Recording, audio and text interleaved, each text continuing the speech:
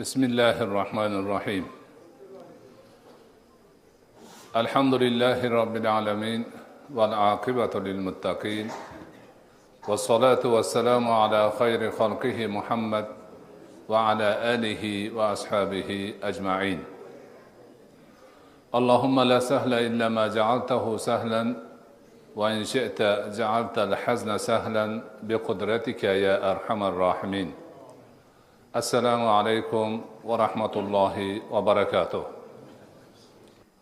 Bugun Alloh subhanahu va taolo Qur'oni Karimda nomlari va qissalarini keltirgan Anbiyo alayhissalatu vassalomlardan birlari Sulaymon alayhissalomning Qur'oni Karimda kelgan qissalari, hadisi shariflardagi ma'lumotlari bilan qisqacha tanishamiz.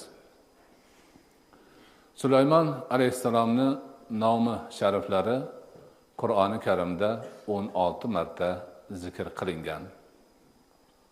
Baqara surasida, Niso surasida, Anbiyo, Naml, Sod va boshqa suralarda bu Nabiy alayhissalatu vassalomning nomlariga qo'shilib, u kishining qissalaridan namunalar keltirilgan.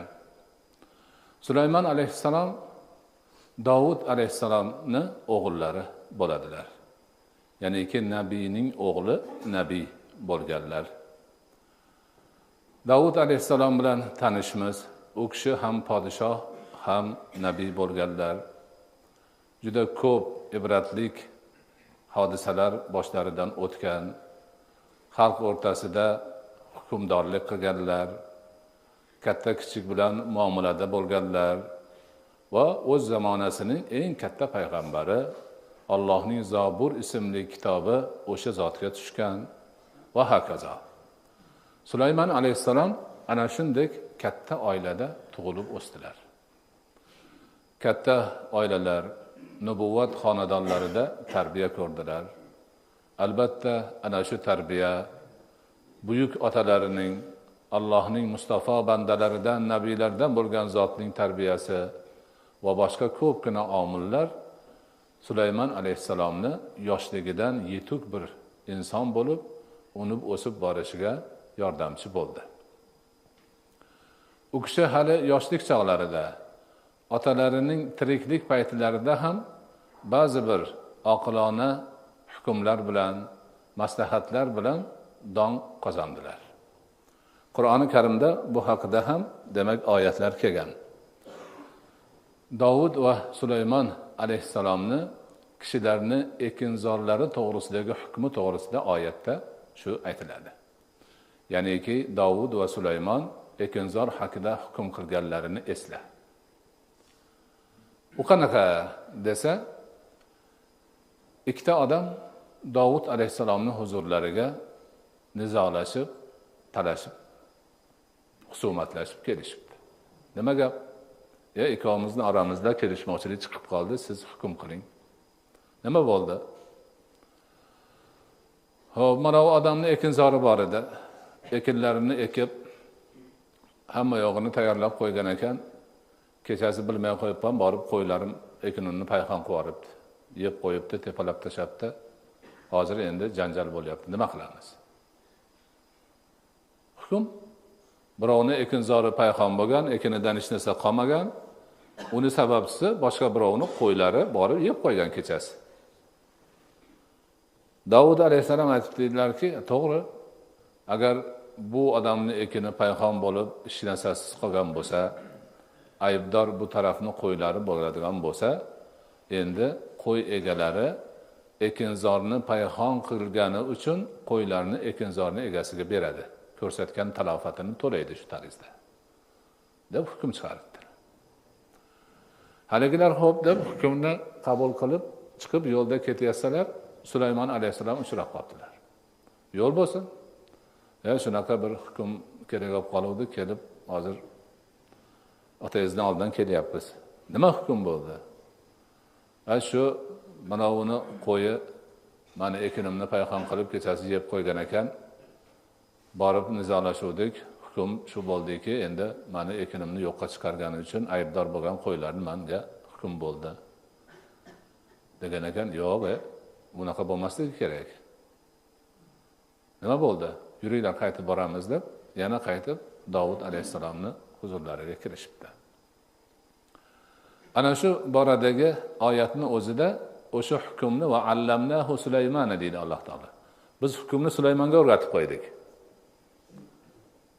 Davud alayhisalom bor hukmni chiqarganlar, lekin haqiqatini Sulaymon alayhisalomga o'rgatib qo'ygan Alloh. Shuning uchun Alloh o'rgatib qo'ygani uchun qani yuringlar deb borib, ya Allohning nabiysi otalariga, ya'ni nabiylarniklari ulug' bo'lgani uchun nabiy deb murojaat qilyaptilar. Mana shunday hukm bo'pti ekan. Ha? Menimcha hukm boshqachasi bo'lsa ham bo'lar edi. Nima bo'lar edi? Bu kishini ekinzorini bu odamni qo'ylari yeb, payxon qilib talofat yetkazibdi. Ha, yaxshi. Endi bir yo'li buni qo'yini olib bunga berib qo'yish menimcha yaxshi bo'lmaydi. Haqiqatdan qo'yini olib ekinzorni egasiga berish kerak. U bu qo'ylardan foydalanib tursin. Lekin qo'yning egasi ekinzorni olib, uni qaytadan ekib, avvalgi holatiga keltirsin. Keyin ekinzorni egasiga topshirib, qo'yini qaytarib oladi. Ha, yaxshi. Bo'ldi deb, keyin haligi gap juda yaxshi tarzda tugabdi. Bu endi Qur'oni Karimda kelgan gap, ya'ni Qur'onning oyatida qisqachagina aytilgan. Eslagin, Davud va Sulaymon ekinzor haqida hukm qildilar. Va biz u hukmni Sulaymonga o'rgatdik. Birovni qo'yi tushib, ekinzorni payxon qilgan ekan degan xolos. Haligi ko'chaga chiqdi, ko'rib qoldi, so'radilar, hadislarda bor. Oyatda yo'q.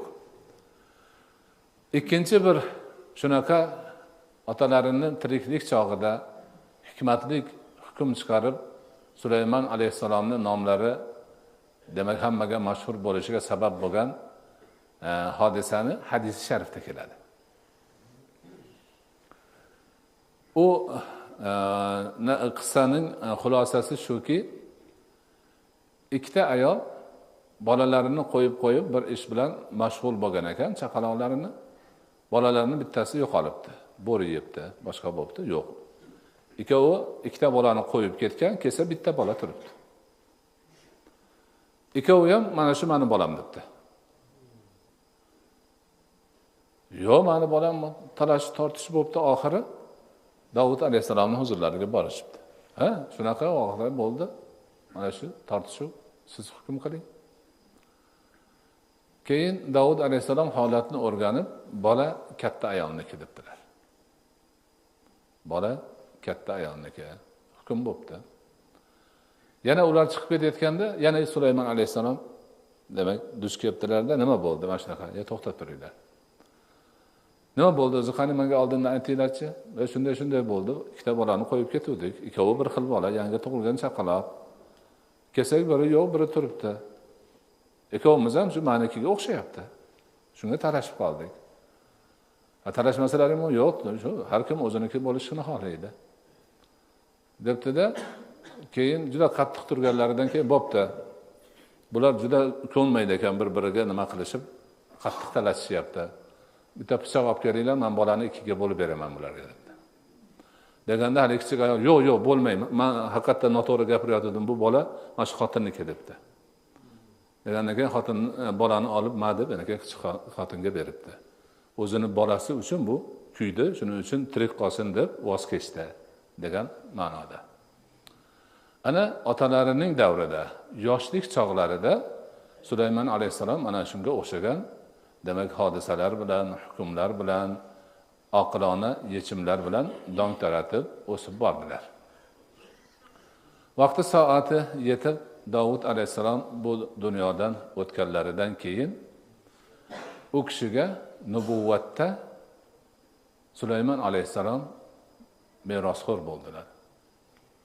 Alloh taolo shuni aytadi: "Va varisa Sulaymanu Davuda." Sulaymon Davudga merosxo'r bo'ldi.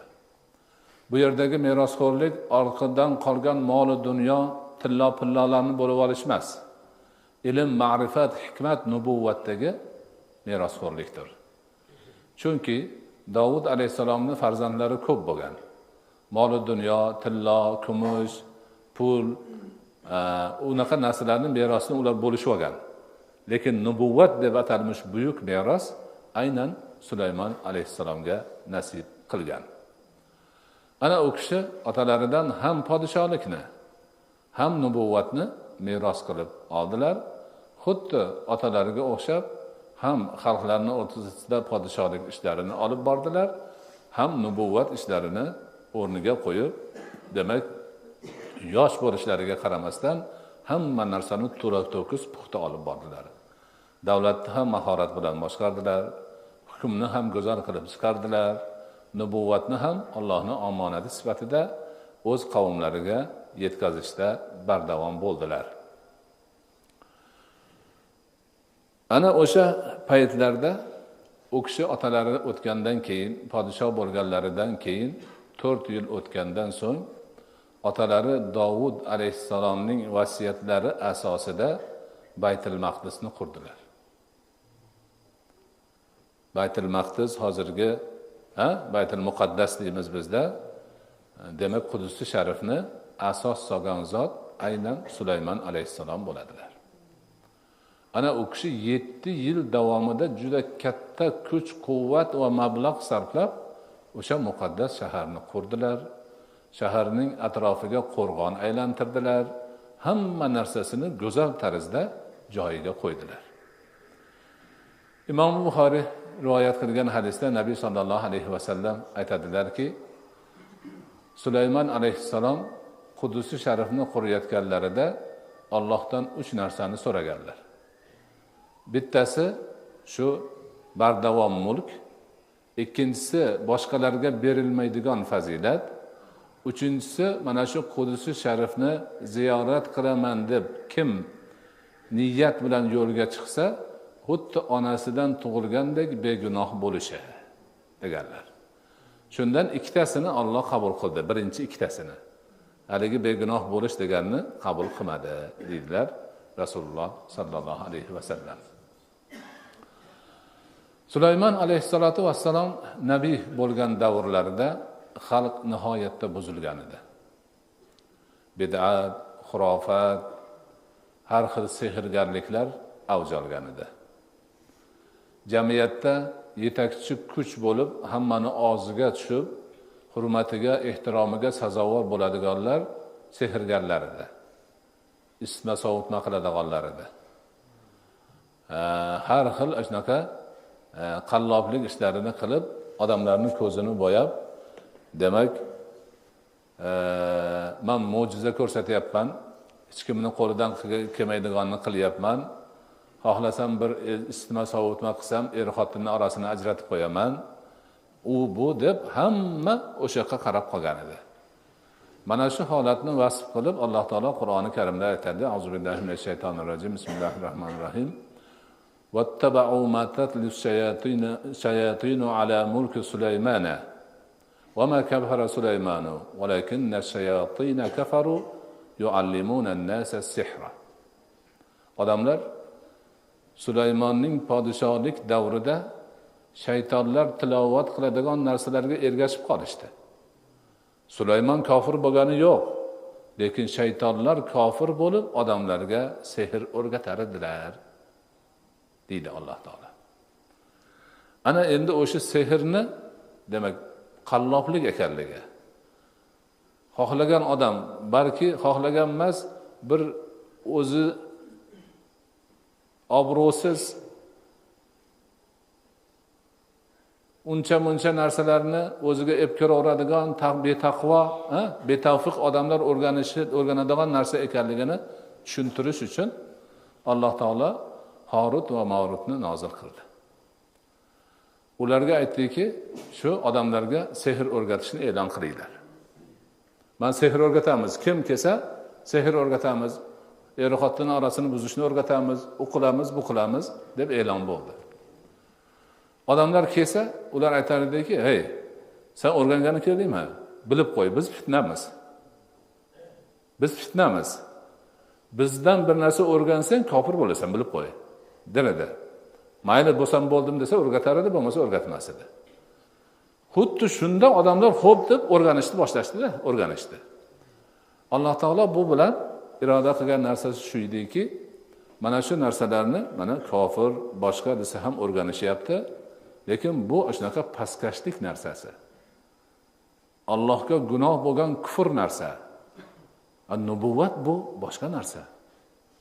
Nubuvat payg'ambarlik Allohning tanlab olgan narsasi, insonlarning poklikka, tavhid aqidasiga, iymonga, e'tiqodga, xayrga, barakaga yo'llovchi Allohning ta'limoti.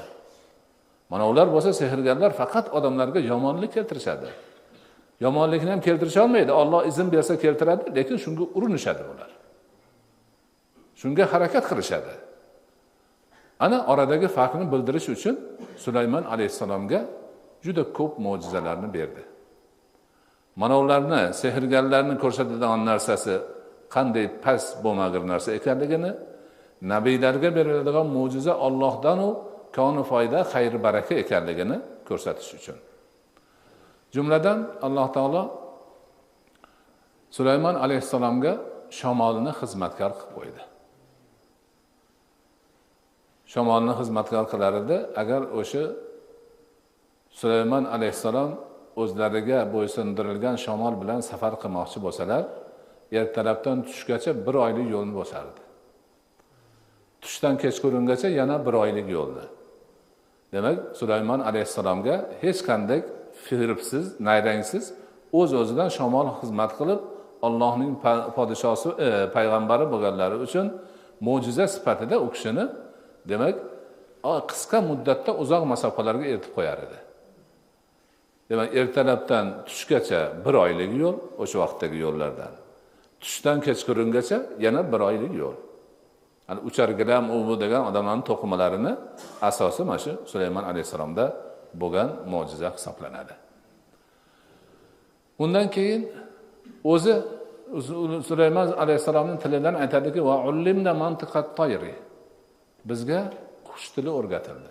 Qushlarning hammasini tilini bilardi.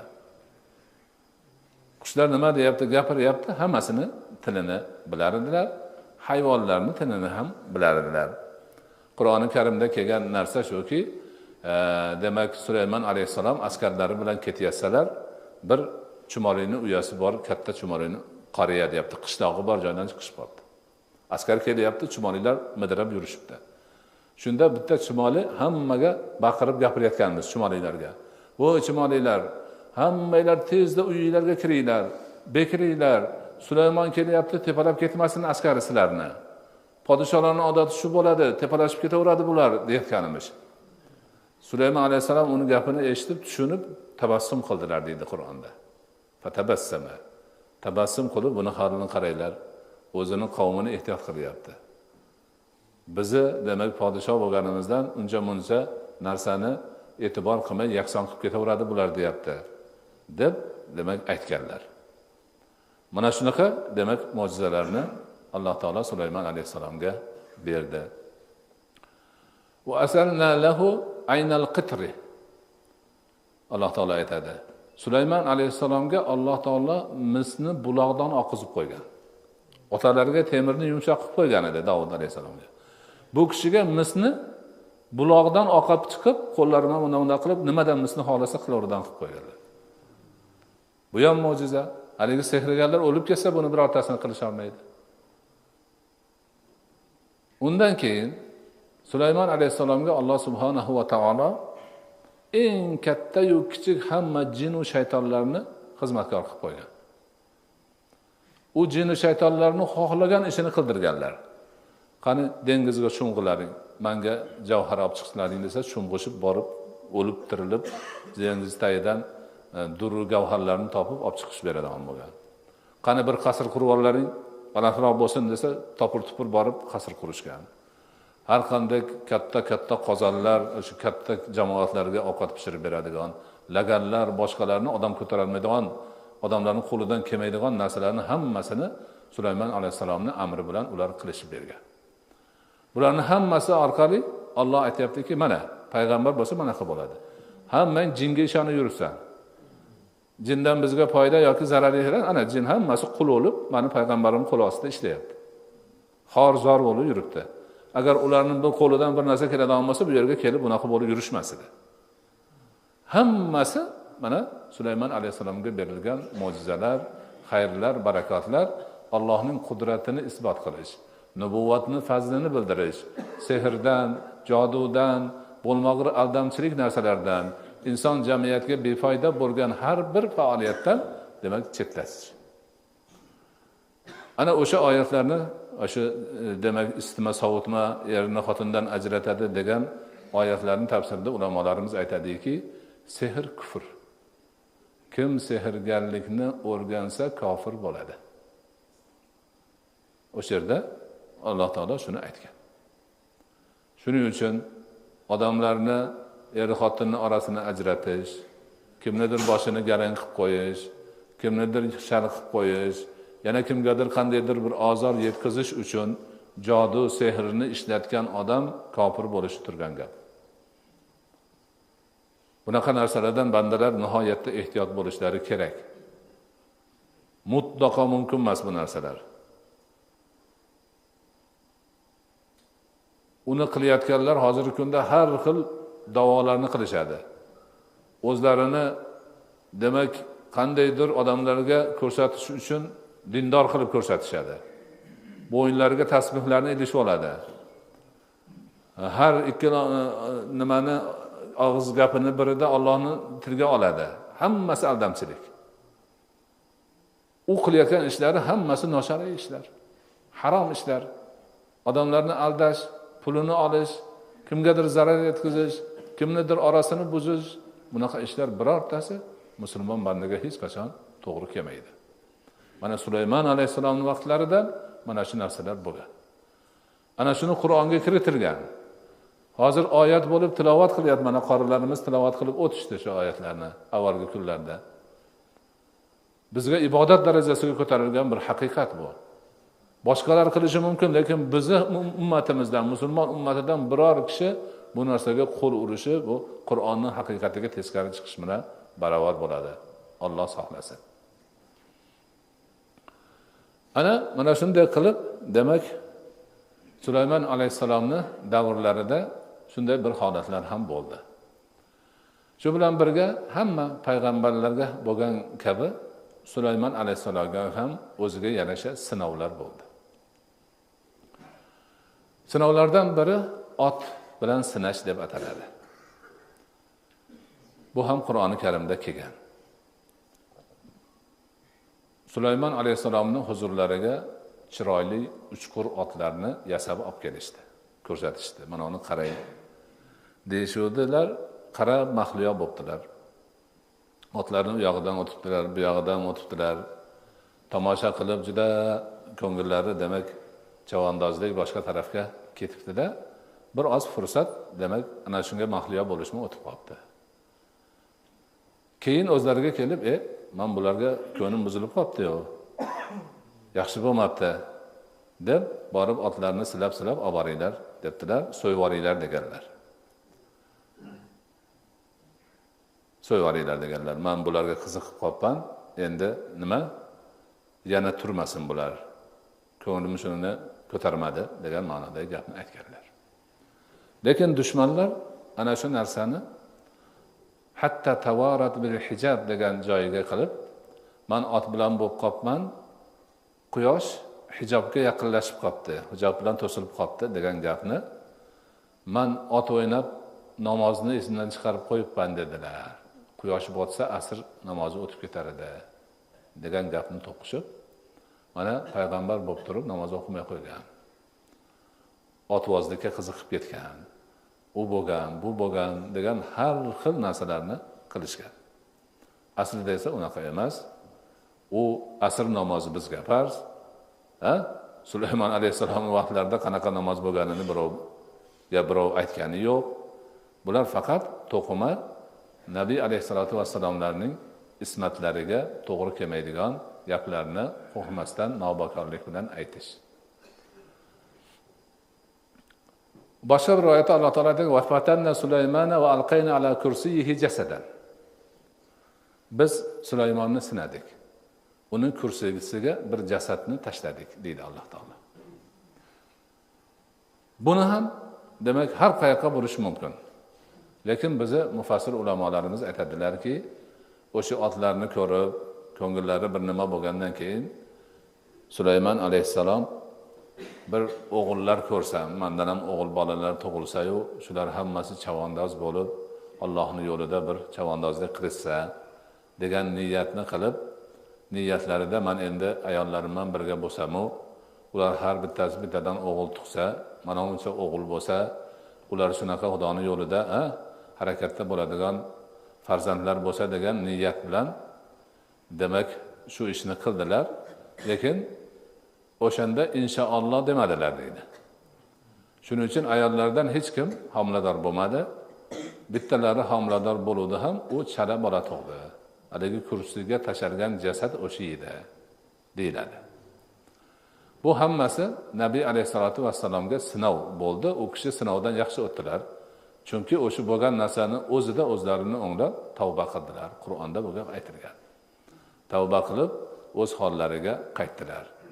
Avval ham aytib o'tdikki, Allohning mahbub bandalariga sinov kelsa, ularning martabasini ko'tarish uchun qilingan bo'ladi. Gunohkorlar, nobakorlar, betavfiqlarga sinov kelsa, eslatma bo'ladi. Voy, adashib yuribsan, ko'zingni och degan bo'ladi. Nabiylarga ular ma'sum, gunoh qilmaydilar. Lekin shunday bo'lsa ham eng ashaddiy sinovlar keladi. Qiyin sinovlar keladi. Bu sinovlar nima uchun? Ularni martabasini oshirish uchun, maqomini yuqori qilish uchun bo'ladi. Sulaymon alayhissalomni eng uzun qissalardan biri Saba malikasi bilan bo'lgan qissa. Bu qissada Alloh taolo aytadiki, Sulaymonning huzurida uni insdan, jindan, qushlardan bo'lgan askarlari saf tortdilar. Hamma askarlar saf tortdi. Fatafaqqada askarni o'zlari Sulaymon alayhissalom yurib ko'rdilar, kim bor, kim yo'q, safda qanday turibdi, hammasini ko'rib turib, nima bo'ldi? Men popishakni ko'rmayapman dedilar. Safda popishak yo'q. Arabchasiga hud deyiladi. Yo'q. Nima u? Amirga osiy bo'ldimi? Yoki boshqa yoqqa ketganmi? Buni tekshirib oxiriga yetish kerak. Agar u isyon qilgan bo'lsa, amirga bo'ysunmayotgan bo'lsa, so'yib tashlash kerak dedilar. Endi bu yerda askarga tartib, intizom, ularni safga chizib qo'yib tekshirish, kech qolganlarni jazolash hammasi bo'lyapti. Hammasi bo'lyapti. Shu gaplarni aytib turuvdi, hud paydo bo'ldida aybdor odam so'ramasdan oldin o'zining gapini boshlaydi. U ham shu paydo bo'lishi bilan Sulaymon alayhissalomning ko'zining tushishi bilan gap boshladi.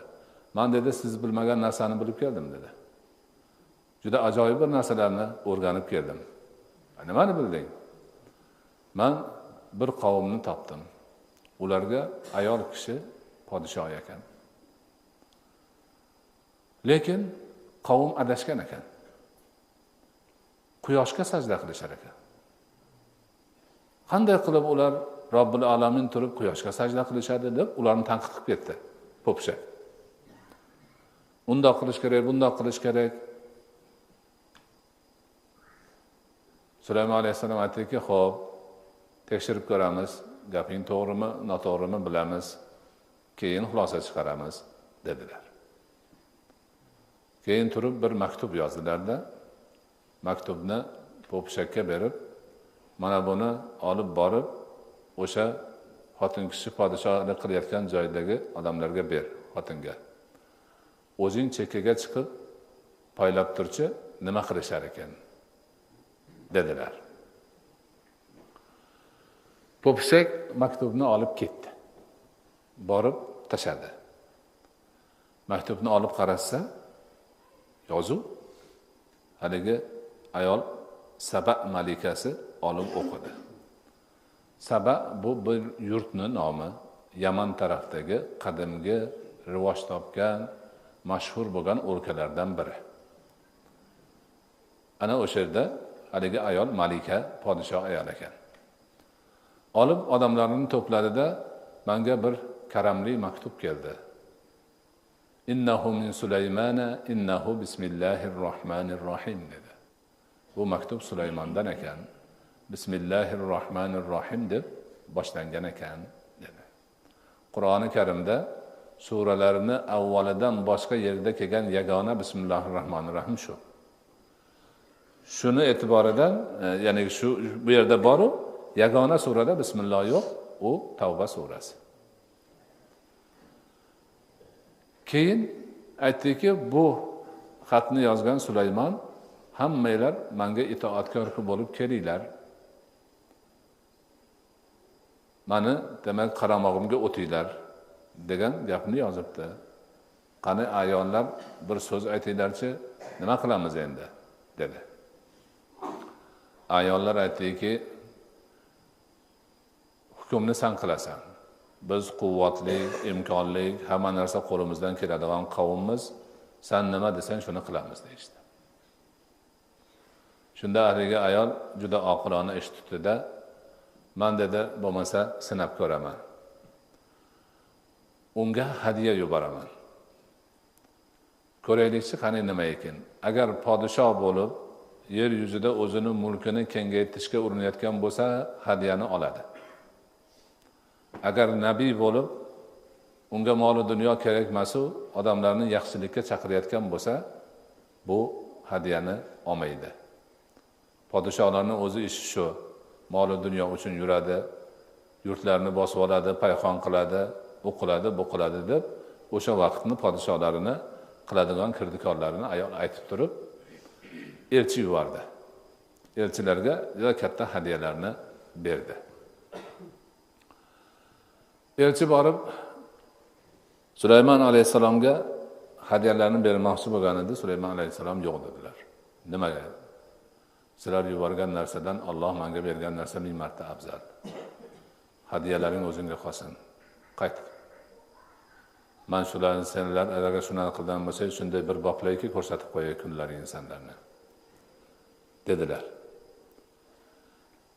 Borib aytgan, agar o'zlarini o'g'nab menga kelib musulmon bo'lsa bo'ldi.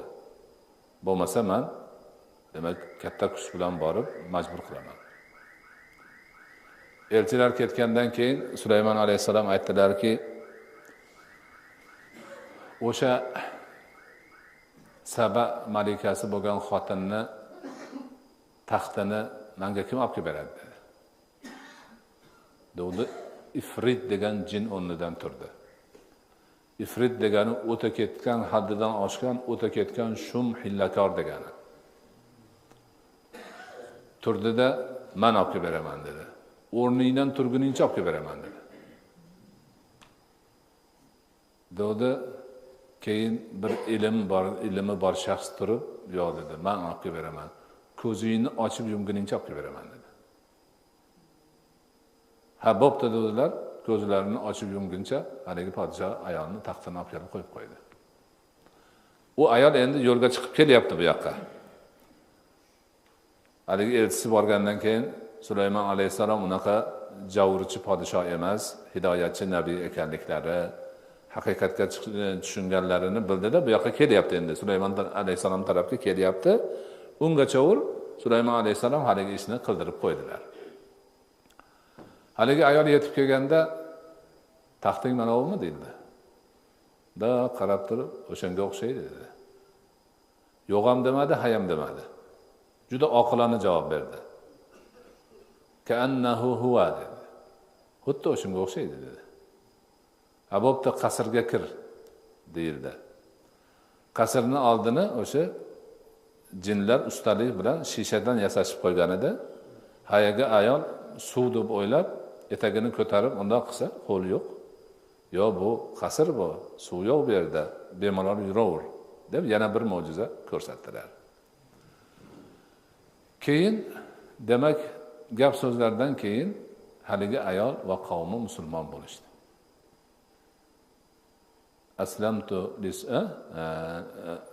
Aslamtu ma'a Sulaymana li robbil alamin. Sulaymonga qo'shilib, olamlarning Robbisiga men ham musulmon bo'ldim dedi. Qavmi ham musulmon bo'ldi. Go'zal bir tarzda bu demak voqea nihoyasiga yetdi. Sulaymon alayhisolatu vassalomning vafotlari ham katta bir mo'jiza, nubuvvatning isboti, jin va shaytonlarni mag'lubiyati, ularni pastkashligini namoyish qilish voqeasiga aylangan.